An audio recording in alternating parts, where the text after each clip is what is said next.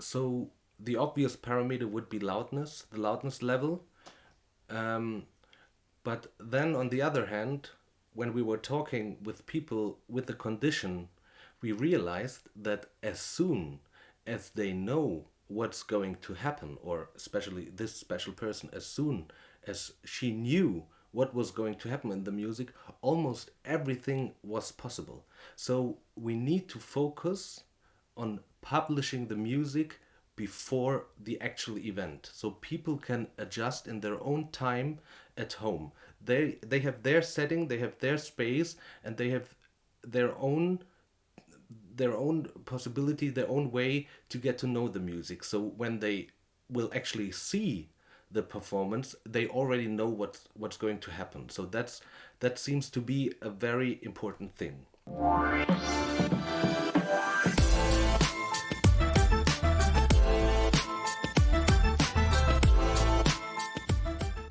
And then there are like several parameters that we need to focus on. So the first one is actually loudness. Like um, when it comes to loudness, it might be useful to offer some noise canceling headphones or something that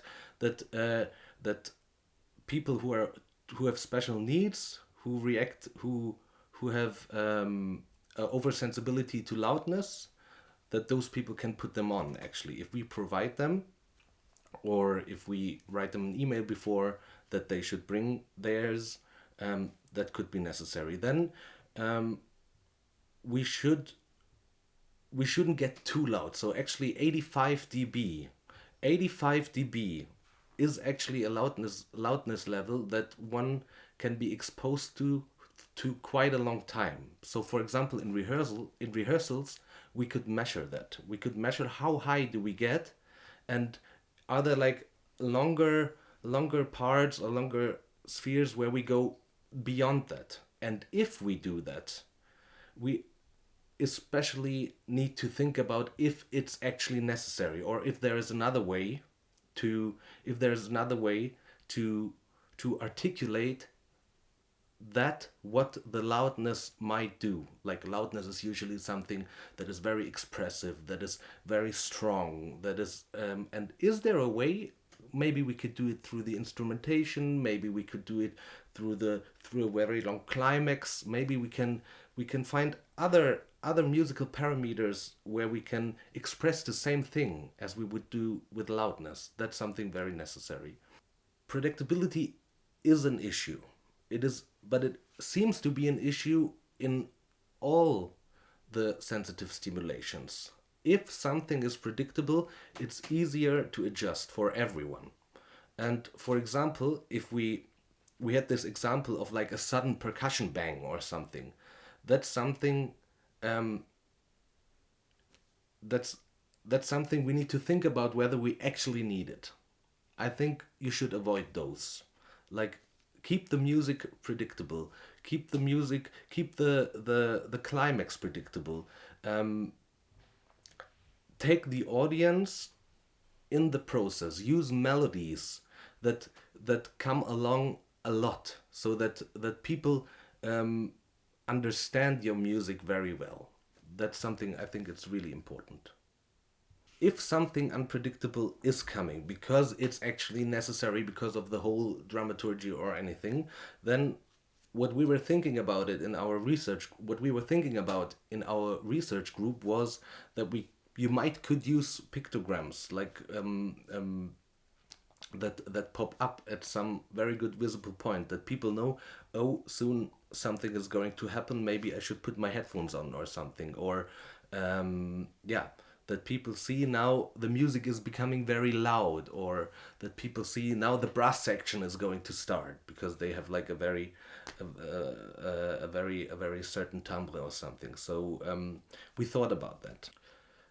What I feel after the research process is that you shouldn't use too many musical motives.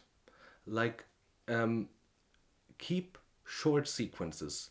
Keep keep use quite foreseeable melodies. That makes it very easy to adjust and to relax. That is like super important. And you can develop a climax through one very foreseeable melody, and that's nothing bad. That's actually like, that's really artistic if you're able to do that. When we were working together with a choreographer and the dramaturgy and the lighting, we thought about how can we support the storytelling with our art form. And actually we can, because for example, if we have like a topic that's going to happen quite often, like love, for example, on stage, love is super important. And if we have a love scene, and there's always the same musical motive when there's love on stage, then we can support the storytelling by our composition, which makes it easier for the audience to understand what's actually happening on stage.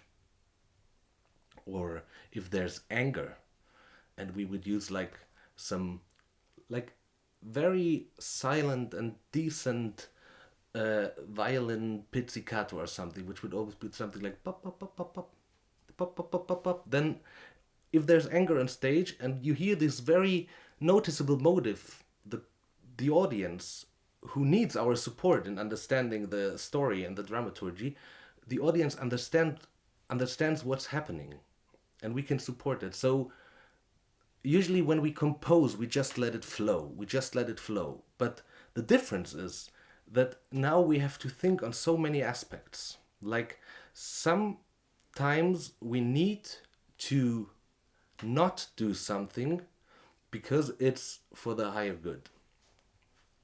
So let's focus on the rhythm section briefly, as rhythmical instruments usually have like a very short attack, like they're like bang, they're suddenly there and out of the sun. So if we put like a long crescendo for rhythmical elements that always repeat, then the ear can adjust to what's going to happen. So of course, in a proper musical composition, we will need the rhythm section at some point, even if it's ballet, as it's always so emotional. But we will need the rhythm section at some point. If we increase the volume of a rhythm pattern that slowly starts to establish in your composition, that makes it possible that we can use the rhythm section properly as we would use it anywhere else. We just need to think about like how much time do I offer to the audience to adjust to what's going to happen, and this time frame we need to stretch it compared to if we would compose like totally freely.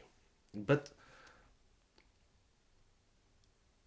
I think the composition process will be challenging but super interesting, because if you're, let's say it realistically like it is, if you're not allowed to use certain musical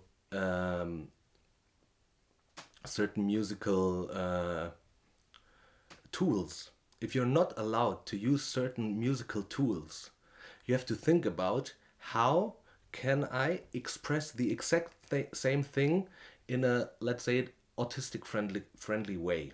And in my opinion, that's like super interesting because it's a challenge to do it properly. And in our 2 day in our 2 day workshop, the first results were quite amazing, as it seemed to work.